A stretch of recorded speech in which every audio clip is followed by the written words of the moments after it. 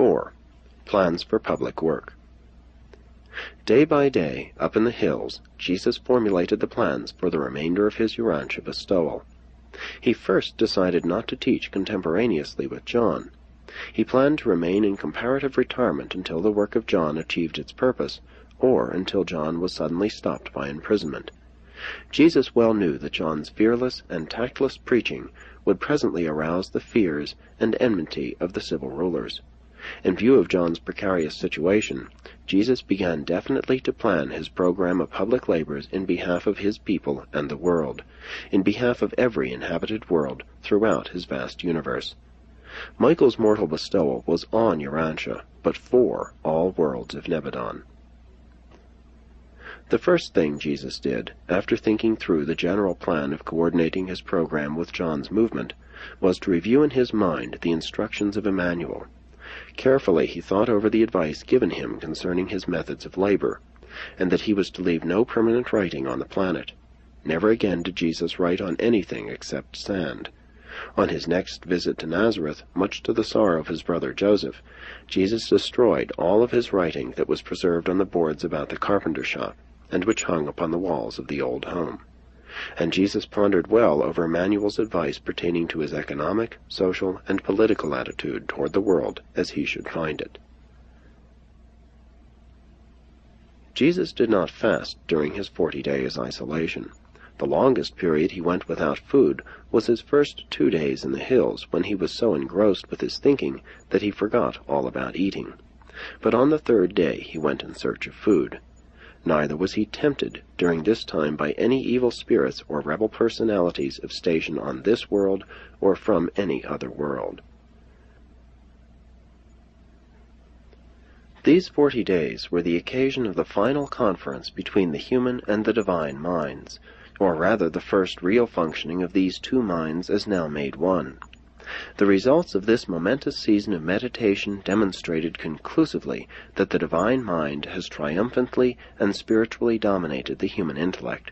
The mind of man has become the mind of God from this time on, and though the selfhood of the mind of man is ever present, always does this spiritualized human mind say, "Not my will, but yours be done."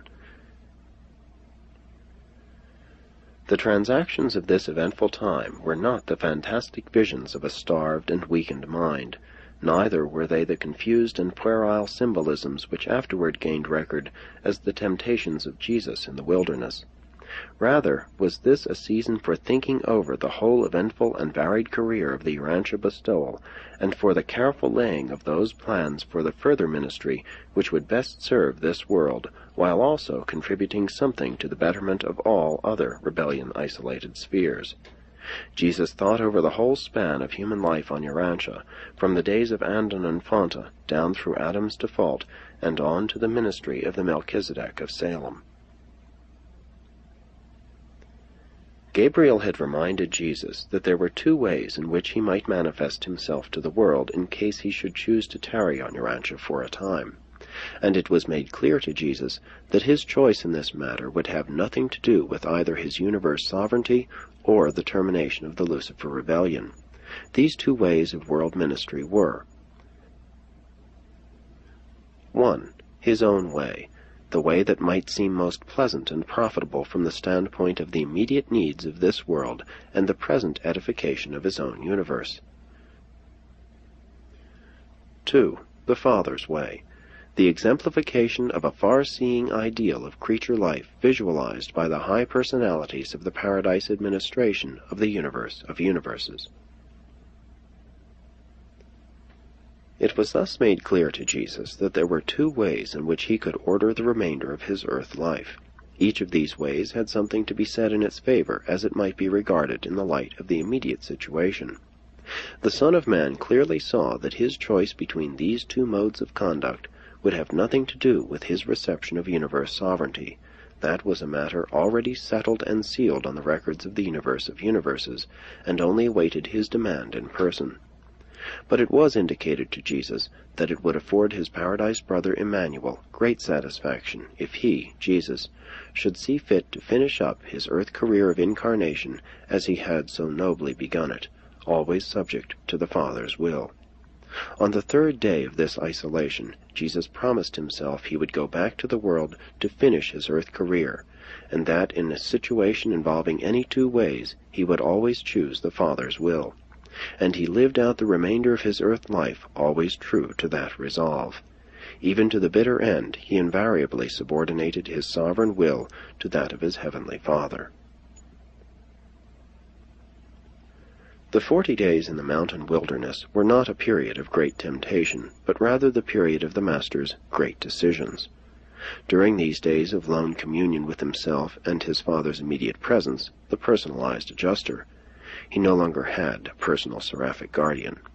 He arrived one by one at the great decisions which were to control his policies and conduct for the remainder of his earth career. Subsequently, the tradition of a great temptation became attached to this period of isolation through confusion with the fragmentary narratives of the Mount Hermon struggles, and further, because it was the custom to have all great prophets and human leaders begin their public careers by undergoing these supposed seasons of fasting and prayer. It had always been Jesus' practice, when facing any new or serious decisions, to withdraw for communion with his own spirit, that he might seek to know the will of God.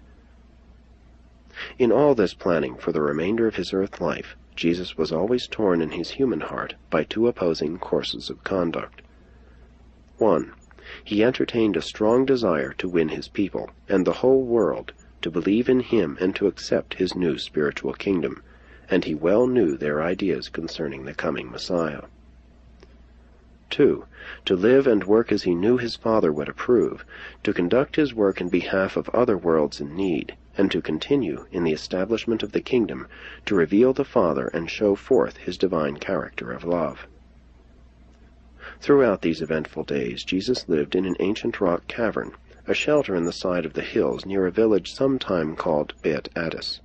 He drank from the small spring which came from the side of the hill near this rock shelter.